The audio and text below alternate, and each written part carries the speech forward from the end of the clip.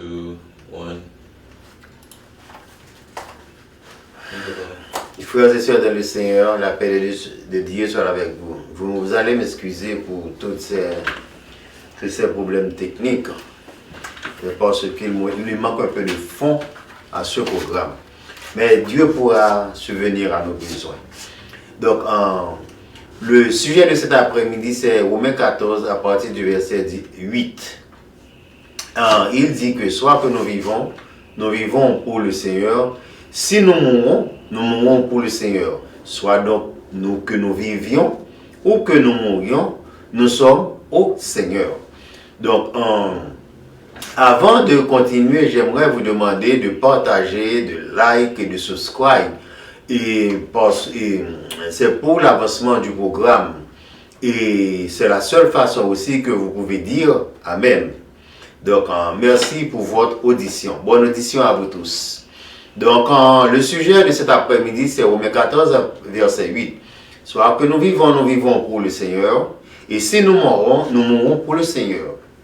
Soit que nous vivions ou que nous mourions, nous sommes au Seigneur. En effet, comment pouvons-nous déchiffrer ce verset?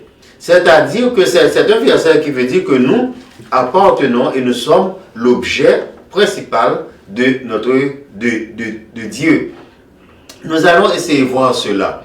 Donc, lorsque nous regardons dans Genèse 1, à partir du verset 16, il dit que, c'est Dieu qui parle, et qui dit, faisons l'homme à notre image et à notre ressemblance.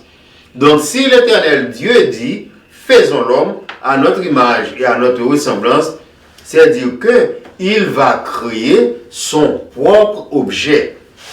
Donc, Genèse 2 à partir du verset 7 nous dit que Dieu prit de la poussière de la terre et forma une masse. Dans cette masse, il souffle dans les narines, une masse en forme de l'homme. Il souffle dans ses narines et cette masse devient un être vivant et nous voici.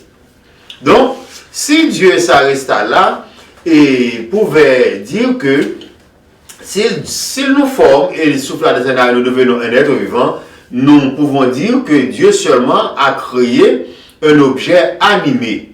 Donc, nous ne pouvons pas dire que nous ressemblons au Seigneur et à Dieu.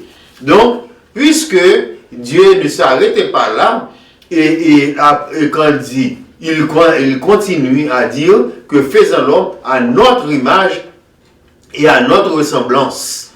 Dieu nous a créés. Donc, s'il nous créa à partir de son image, à partir de sa ressemblance, ça veut dire que nous sommes une photocopie de Dieu. Donc, et c'est la raison pour laquelle Jésus disait cela plus loin, que nous sommes des dieux. Nous n'allons pas attaquer ce sujet. Donc, nous allons rester à Romains 14 à partir du verset 8. Donc, si Dieu souffle dans notre narine et il nous a formés à partir de sa ressemblance et de son image, nous allons voir si que nous pouvons vivre pour lui. En effet, si que il nous ressemble typiquement à Dieu, nous avons les mêmes caractéristiques à Dieu, c'est-à-dire que nous sommes identiques. Nous avons les mêmes caractéristiques, de ce que nous pouvons vivre ensemble. Parce que, comme le proverbe qui dit, les oiseaux de même qualité volent ensemble. Donc, voilà, nous avons vu que nous avons la même apparence que notre Seigneur Jésus-Christ. Donc, voyons si nous avons les mêmes qualités. Donc, Dieu nous a créés comme un libre arbitre. Il nous a créés et donné les principes selon lui, mais il ne nous force pas d'être lui. C'est toute là la différence. Donc, il nous a créés comme libre arbitre. Puisqu'il nous a créés comme libre arbitre, nous avons libre choix de le suivre ou de vivre pour lui si nous voulons. Donc, voilà, l'homme a choisi une direction tout à fait est opposé à notre Seigneur Dieu. Donc, il nous a donné toutes les facultés que nous pouvons agir parce que Dieu n'est pas un dictateur. Même s'il nous a créés, il ne dit pas que je sais moi qui vous a créé, vous devez me suivre. Non, Dieu n'agit pas comme ça. Il vous donne la faculté de prendre les décisions vous-même. Donc, nous avons vu que lorsque Dieu nous avait créés dans le jardin d'Éden, et nous avons vu que l'homme avait désobéi Dieu, parce que nous étions créés pour obéir à Dieu et de vivre une vie paisible dans le jardin, et nous devrions vivre sans faim. Mais à cause de notre désobéissance, nous voyons que le plan de notre Dieu, nous ne voulons pas vivre pour lui. C'est la raison pour laquelle nous avions désobéi à Dieu et nous avons fait ce que bon nous semble.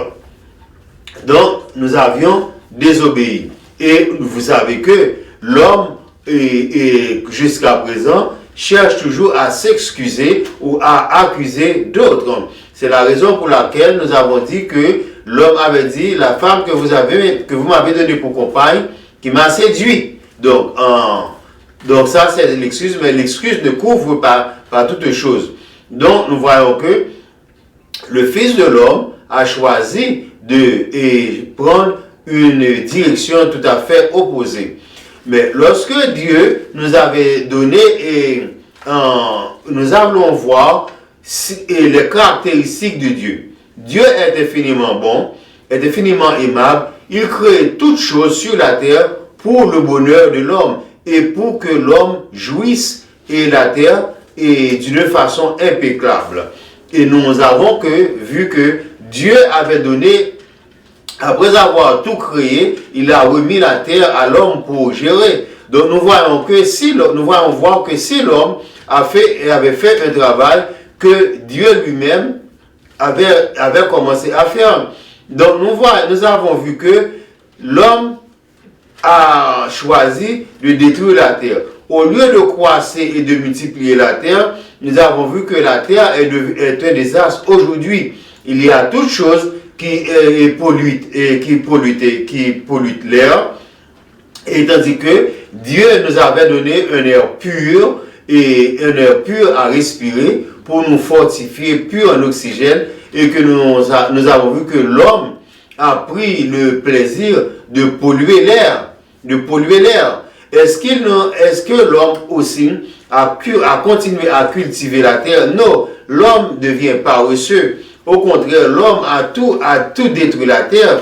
C'est la raison pour laquelle notre pays a subi, et beaucoup de pays, et y inclut notre pays aussi, a subi le problème de déboisement. Au lieu que l'homme continue à aboiser et à augmenter ce que Dieu avait fait, au contraire, l'homme prend le plaisir à diminuer et à effacer tout ce que Dieu avait fait. Et aujourd'hui même, l'homme si tellement veut détruire ce que Dieu a fait, l'homme est en train de se détruire lui-même. Nous voyons qu'il se détruit tellement que son propre habitat, qui est la terre, comment que la terre est devenue sous la direction de l'homme. Donc nous allons voir aussi encore une autre image que Dieu a façonné en nous. C'est d'enseigner la parole de Dieu. Non, c'est tout à fait un désastre. C'est lorsque nous regardons 1 Corinthiens 11 à partir du verset 18, ce que il a dit. D'abord, lorsque c'est la façon de célébrer le repas, nous ne suivons pas ce que Dieu nous a tracé. Nous ne marchons jamais dans les pas de notre Seigneur et dans les pas de Dieu et dans les pas de notre Seigneur Jésus-Christ.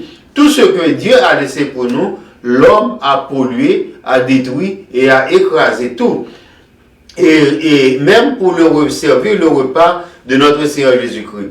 Il dit à chaque fois que nous prenons le repas de notre Seigneur Jésus-Christ, nous annonçons sa mort jusqu'à ce qu'il vienne.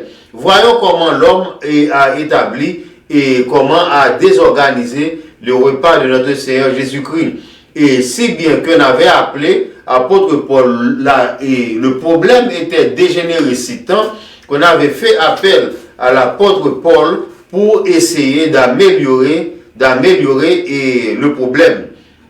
Donc, il dit qu'il y a parmi vous des divisions, tandis que l'homme était créé pour vivre ensemble et pour vivre ensemble, quelle que soit la nation, quelle que soit la couleur de la peau. Maintenant, nous voyons qu'il y a des divisions parmi des divisions et même des divisions parmi eux aussi. Donc, que pourrais-je dire? Donc, même dans le repas du Seigneur, il y a aussi des divisions, je le crois en partie, que l'apôtre Paul a dit, car il y a aussi des sectes parmi vous, même dans l'adoration de notre Seigneur Jésus-Christ, même quand nous nous réunissons pour lui donner gloire, louange et honneur, c'est tout ce qu'il nous demande. Il y a des divisions, il y a des partis. Une partie c'est pour pasteur Jean, d'autres parties c'est pour pasteur Paul. En effet, c'est tout un galimacha. Donc, nous voyons que il y a des sectes et des divisions parmi eux. Donc, certains n'approuvent pas certaines choses de la Bible et d'autres le rejettent. Donc, l'homme prend la chose à sa discrétion comme si il était lui seul qui créa la terre, qui créa et toutes ces choses. Donc, nous voyons que les hommes ne marchent pas sous la direction de notre Seigneur Jésus-Christ. Quoique nous sommes créés à l'image de Dieu et nous n'agissons pas selon que Dieu nous a recommandé d'agir.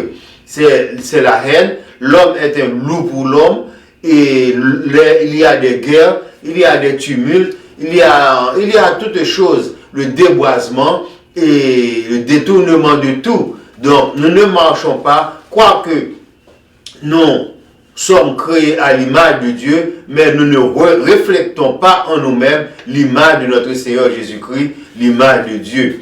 Donc, et même dans la présentation de la parole de notre Dieu, nous voyons que lorsque Dieu était sur la terre, prêchait sur la terre, nous voyons comment qu'il prêchait sa parole. C'était dans la Bible, et rien que dans la Bible. Et tout ce qu'il disait, il remportait du réconfort et attirait des hommes à la repentance. Mais à présent, qu'est-ce que nous voyons? À l'église, on presse, c'est le découragement. Et c'est comme si on va à l'église et on sort après le service et on demande de quoi on parlait-on. La majorité de ces personnes diront, je ne sais pas, je ne me souviens pas, je ne me rappelle pas. C'est parce que nous ne parlons pas, nous n'offrons pas des choses directement, ce qui est de la Bible. Lorsque nous allons à l'église, et la majorité des personnes n'ont pas eu le temps de lire la Bible. Donc, la majorité de ces personnes-là ouvrent la Bible, plus précisément de l'Assemblée. Mais si nous ouvrons la Bible et nous ne parlons pas d'après la Bible, ou nous feuilletons les pages de la Bible, nous prenons un verset et nous parlons de nous-mêmes, pensez bien vous-même, quoi l'Assemblée va retenir. Donc, nous n'enseignons pas selon l'image de notre Seigneur Jésus-Christ et nous ne marchons pas dans les pas de notre Seigneur Jésus-Christ. Donc, c'est un avertissement pour les églises, pour les assemblées, et pour ne pas tomber et comme les 7 églises d'Asie. Les 7 églises d'Asie étaient des églises qui étaient fondées sur la Bible et qui ont marché hors de la Bible et qui n'enseignent pas les choses précises de la Bible. Lorsque nous regardons le baptême, par exemple, la majorité des églises, la majorité des églises fait comprendre que lorsqu'on est baptisé dans une église, on doit attacher, on ne peut pas laisser cette église et on ne doit pas aller plus loin, on ne peut pas aller visiter, on ne doit pas faire rien, on doit rester là. Mais c'est pas ça que la Bible dit. Le baptême, c'est pour vous amener à la repentance. C'est pour vous amener à la repentance. Repentance de quoi? Repentance que le Seigneur Jésus-Christ est mort pour nous et que nous avons un sauveur et que nous devons le suivre. Nous devons attacher à notre sauveur. Nous devons attacher à une église, vraiment, mais pour que nous communions ensemble. Mais ce n'est pas le baptême qui vous fait être chrétien. En effet, le baptême prend seulement cette ampleur. Nous sommes décidés de mourir avec Christ et de lever avec Christ. Mais combien de personnes qui ont baptisé et qui s'en foutent et qui n'embrassent pas Dieu, ces personnes-là sont totalement perdues. En effet, que le baptême le plus important, c'est le baptême de Christ, le baptême du Saint-Esprit. Lorsqu'on est baptisé par le baptême du Saint-Esprit et on est scellé par le Saint-Esprit, c'est ça le vrai baptême. C'est ça le vrai baptême. Lorsque vous regardez, par exemple, un disciple qui parlait du baptême qu'il avait été baptisé. Ensuite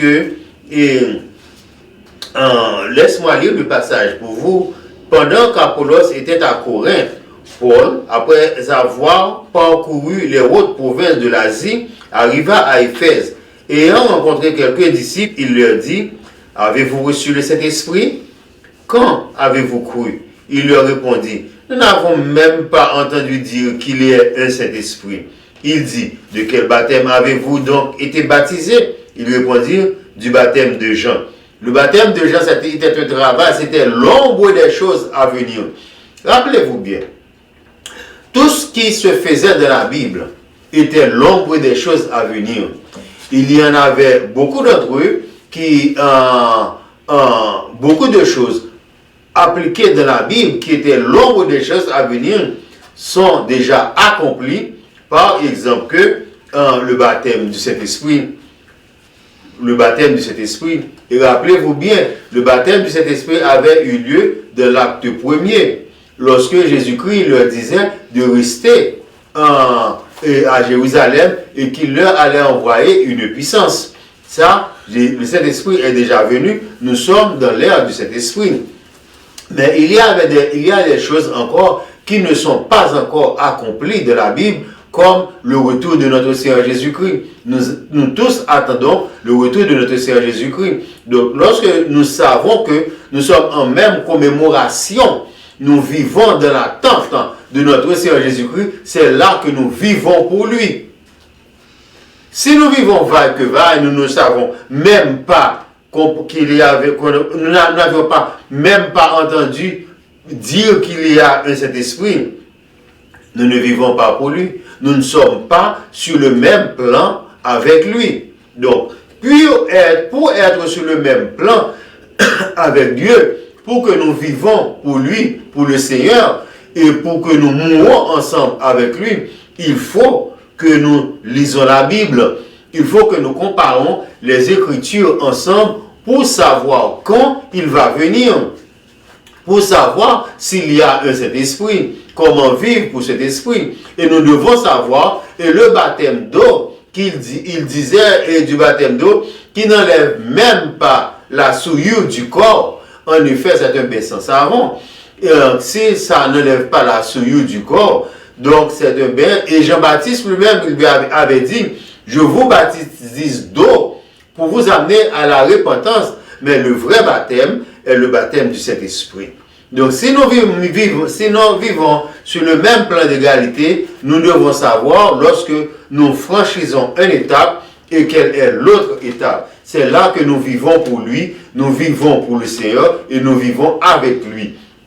Et si nous vivons avec lui, nous savons aussi que nous mourrons avec lui et que nous allons être ressuscités aussi avec lui. Donc, nous voyons que cela. Si nous parlons de la résurrection, franchement, je peux vous dire qu'il y a des croyants qui ne croient même pas à la résurrection. Ils pensent que la résurrection, c'est à la fin du monde. Si, je vous dis franchement, si la résurrection est à la fin du monde, c'est-à-dire que je vais mourir à la fin de mon séjour sur la terre, je dois mourir et pendant mon séjour, et j'adore Dieu. Mais si le païen qui n'adore pas Dieu et son âme est allée en servitude, et que mon âme est allée en servitude aussi, moi qui adore Christ, et pour attendre la résurrection, je peux vous dire sincèrement, je ne veux pas marcher avec Christ. Je ne veux pas vivre avec lui. Si cela, telle serait la condition. Mais la raison pour laquelle que je parle de Christ aujourd'hui, c'est parce qu'il est vivant. Il est vivant en moi, il est vivant en vous, et il est vivant partout dans le monde. C'est vous qui devez le chercher. Parce que Christ dit, si vous me cherchez, vous allez me trouver. Donc, nous voyons que pour la résurrection, il dit que mourir aujourd'hui, c'est présent avec le Christ. Si je meurs aujourd'hui, je suis ressuscité aussi avec lui. Comme l'Arondois qui disait à Dieu de se souvenir de lui quand Jésus sera dans son paradis. Jésus-Christ disait, aujourd'hui même, tu seras avec moi dans le paradis. Il dit aujourd'hui même, c'est parce que là où il était, il n'y a pas d'autre chance pour lui de descendre et de retourner sur la terre. Il devait passer à l'autre monde. C'est-à-dire, c'est la raison pour laquelle Dieu dit aujourd'hui même, si que vous servez Christ, si que vous avez Christ, votre sauveur personnel, vous marchez avec lui, vous vivez avec lui, vous mourrez avec lui et vous allez ressusciter aussi avec lui. Un exemple vivant que l'Éternel Dieu nous donnait, nous donna, lorsqu'il ressuscitait Lazare. Lazare était un homme comme nous, mais il était mort et Dieu l'avait ressuscité. La raison pour laquelle Dieu l'avait ressuscité, c'est parce que Dieu sait qu'il allait ressusciter aussi à sa mort et qu'il est la résurrection, la vérité et la vie. Donc, il ressuscitait Lazare en vue de tous. C'est parce qu'il voulait vous faire savoir que vous aussi, l'homme, vous pouvez accéder à la résurrection aussi. Donc, je crois que je vis avec lui, je crois que je marche avec lui, et je crois que je meurs avec lui. Dès à présent, je suis mort en Christ, parce que, excusez-moi, la vie dans le monde ne m'intéresse pas. Je donne tout mon âme, tout mon être au Seigneur Jésus-Christ. Donc, mon être, mon corps, mon âme est mort à Dieu. Donc, la venue de notre Seigneur Jésus-Christ est certaine. Mais si il vient aujourd'hui, j'irai avec lui. Et s'il ne vient pas aujourd'hui, et je suis mort aujourd'hui, j'irai le rencontrer. Donc, voilà. Donc, c'est-à-dire que nous vivons et nous marchons avec lui. Et pour que tout cela arrive, nous devons être en même commémoration, en même pied d'égalité avec notre Seigneur Jésus-Christ. Donc, c'est la ressemblance. La ressemblance notre ressemblance avec notre Seigneur Jésus-Christ. Nous allons voir, il y a beaucoup de points caractéristiques. Dieu est parfait. Donc, il a tous les points caractéristiques. Nous sommes parfaits.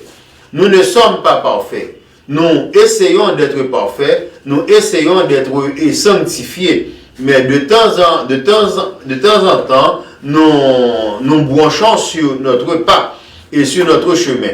Mais il y a des points clés, des choses qui nous font ressembler à Dieu. Par exemple, il y en a plusieurs. Et nous allons seulement en compter quelques. Il y a la bonté. L'Éternel Dieu est bon, il est compatissant, lent à la colère et riche en bonté. Mais si nous disons que nous vivons pour Dieu et nous avons les caractéristiques de notre Dieu, pourquoi nous nous énervons de temps en temps? Pardon. Pourquoi nous nous énervons de temps en temps si nous sommes en même pied d'égalité avec lui? Si nous suivons ses pas, nous devons être bons les uns envers les autres en tout temps. En effet, ce que nous voyons dans le monde, l'homme est un loup pour l'homme. l'homme veut dévorer l'homme. Il veut dévorer l'homme pour n'importe quoi, pour n'importe qui. Donc, si nous avons cette qualité, cette mauvaise qualité entre nous, nous ne marchons pas, nous ne vivons pas avec notre Seigneur Jésus-Christ. Lorsque nous gardons la joie, si tout le temps nous sommes bien fâchés, bien mauvais, il y a des personnes, même quand ils vont dans les assemblées à adorer Dieu, il est toujours mauvais, il est toujours fâché. Donc l'Éternel Dieu a toujours de la joie, mais il a toujours de la joie lorsqu'il voit un pécheur repentant et repenti. Donc pourquoi nous-mêmes nous sommes toujours fâchés et toujours boudés? Avons-nous la paix? C'est la paix. Il nous souhaite la paix de chaque jour. Il dit même que tout, sans la sanctification, sans et la paix, nous ne verrons pas le Seigneur. Nous pouvons avoir toutes ces bonnes qualités, mais si nous n'en avons pas la paix, comment allons-nous être concentrés à adorer Dieu et à lire la parole et à mettre en pratique la parole de notre Dieu? Donc, si nous suivons Dieu, nous devons aussi avoir la bonté, la joie, la paix et la sanctification.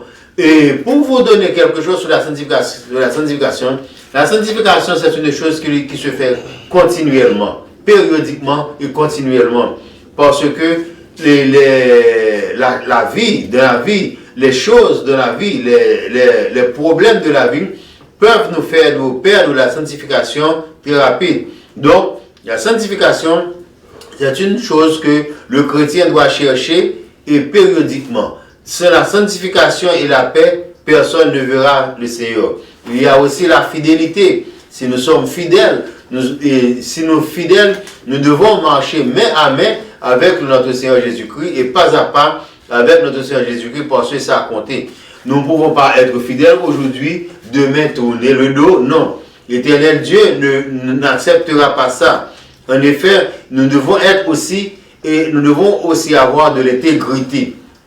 L'intégrité, c'est-à-dire que lorsque nous disons que nous aimons notre frère, nous devons lui aimer, nous devons l'aimer avec tout notre cœur, toute notre pensée et toute notre âme. C'est là que nous pouvons dire, en effet, nous devons avoir de l'intégrité en nous à 100%. C'est là que nous pouvons montrer notre amour, parce que l'amour du prochain, l'amour, c'est le plus grand des commandements. Si nous n'avons pas l'amour, nous n'avons rien. Et si vous avez l'amour, vous avez aussi la bonté, vous avez aussi la joie, la paix, la sanctification, la fidélité et l'intégrité et la douceur aussi. En effet, mes frères et sœurs, nous devons suivre, nous devons nous efforcer. Nous savons que il n'est pas facile. Le chemin de Christ n'est pas facile. Si nous voulons suivre Christ, nous devons faire des efforts. Nous devons avoir de la modestie. Par exemple, que la modestie, c'est une chose que presque personne n'en a pas. Ou du moins, je m'excuse, certaines personnes ont la modestie en allant à l'église, leur robe, par exemple, est jusqu'au bas de leurs genoux. Et lorsque ces personnes sortent au dehors, il n'y a rien qui est caché, tout est dévoilé. Donc, la modestie doit être à l'intérieur et à l'extérieur de l'église, de la maison et partout où nous passons. Il y a la chasteté aussi. La chasteté, ça veut dire que nous devons être chastes, nous devons être toujours pincés au quatre épingles, toujours concentrés à la parole de notre Dieu et à dire la vérité et à être comme Christ était. Donc, si nous avons quelques de ces qualités, nous pouvons dire déjà que nous marchons sur les pas de notre Seigneur Jésus-Christ.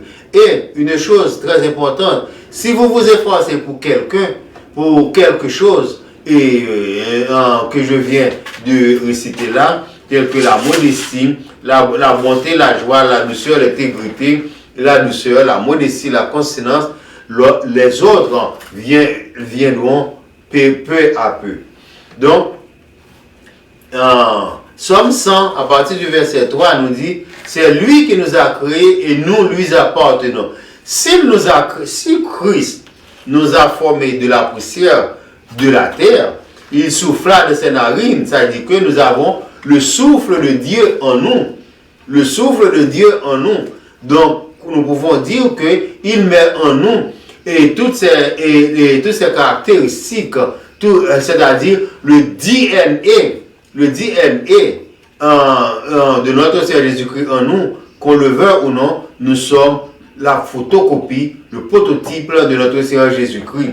Et nous lui appartenons parce qu'il nous connaît en fil et en aiguille. Nous sommes son peuple et le troupeau de son pâturage. C'est la raison pour laquelle il dit dans Jean 10 à partir du verset 14, je connais mes brebis et mes brebis me connaissent. Comment disons-nous que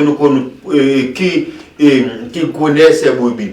Lorsqu'il dit qu'il connaît ses brebis, Dieu nous a créés. Dès que Dieu nous a créés, il sait de quel nom on va nous appeler. Il ne nous donne pas le nom, c'est parce qu'il laisse l'homme d'être un libre arbitre. Il donne à l'homme l'autorité de donner n'importe quel nom à son fils. Donc il sait lui-même ce que nos parents ne savent pas. Il sait lui-même combien d'années que nous allons passer sur cette terre, ce que nous serons sur cette terre et l'âge, à quelle date, à quelle heure et à quelle année et nous allons mourir. Donc, c'est la raison pour laquelle nous sommes le troupeau de son pâturage. C'est parce qu'il nous connaît très bien. Il dit, je connais mes brebis. Et mes brebis me connaissent. Nous connaissons notre Seigneur Jésus-Christ parce qu'il est notre modèle. Et parce que nous suivons. Si nous ne suivons pas ses préceptes, nous ne lui connaissons pas. Donc, c'est lorsque nous marchons sur ces modèles, nous le connaissons. Donc, qu'est-ce que Dieu a besoin de nous? S'il nous a créés, quel remerciement que nous devons lui donner? Par exemple, lorsque dans un pâturage, là où l'on garde des animaux, lorsque le propriétaire de ce pâturage arrive dans ce pâturage, tous les animaux le regardent. Les animaux qui peuvent gigoter, faire des gesticules avec leur corps, et ceux qui peuvent donner des sons, parlent.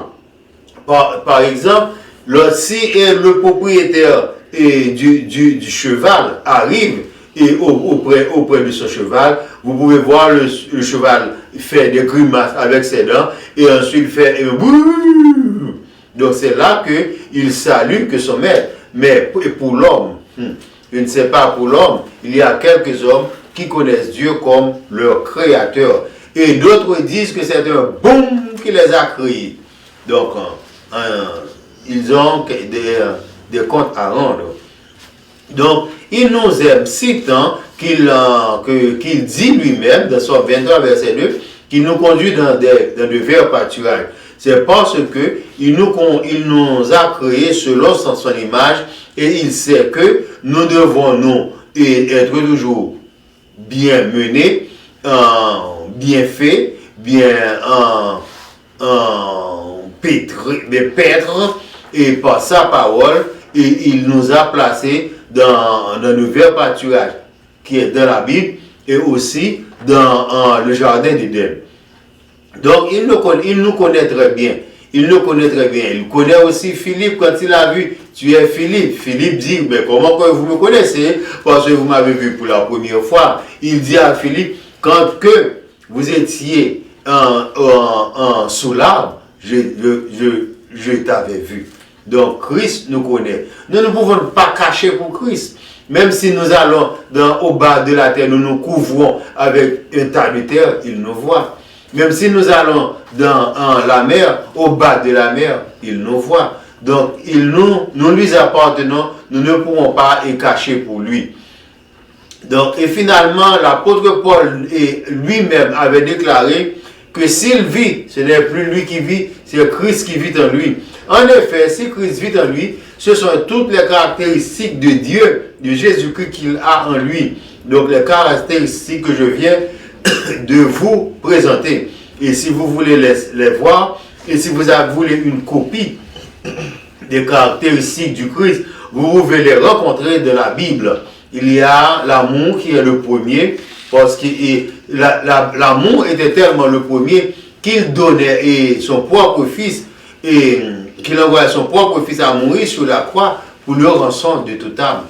Donc, si que nous avons ces qualités en nous, ce n'est plus nous qui vivons, c'est Christ qui vit en nous. Et si Christ vit en nous, nous sommes la copie, phototype de notre Seigneur Jésus-Christ. Nous vivons pour lui et nous allons mourir pour lui et nous allons vivre avec lui. Donc, il nous dit que comment que cela va être fait. En 1 Thessaloniciens 4, verset 16, il dit que les morts en Christ. Les morts en Christ, c'est nous, à présent, qui adorent Christ, qui vont à l'église et qui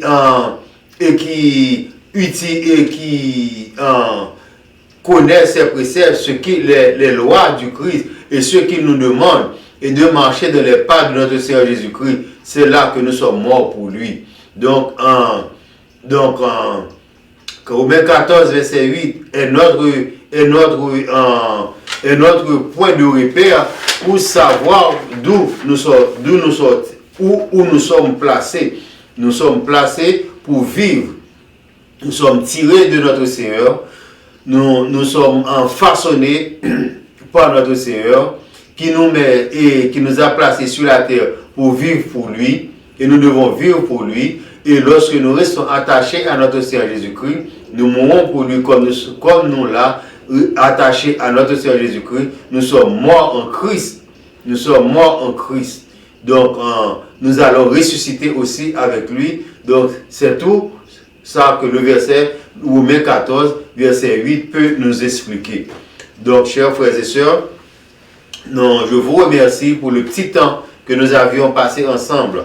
Je vous prie de subscribe, de partager dans YouTube et Facebook. Aussi, dès que nous ouvrons notre bouche, vous allez l'entendre si vous subscribez. Nous aimerions aussi que vous partagez et que vous invitez d'autres, à venir écouter avec vous. Et comme ça, nous pouvons vivre ensemble. Nous pouvons vivre ensemble pour notre Seigneur Jésus-Christ. Que la paix de Dieu vous soit. Bye.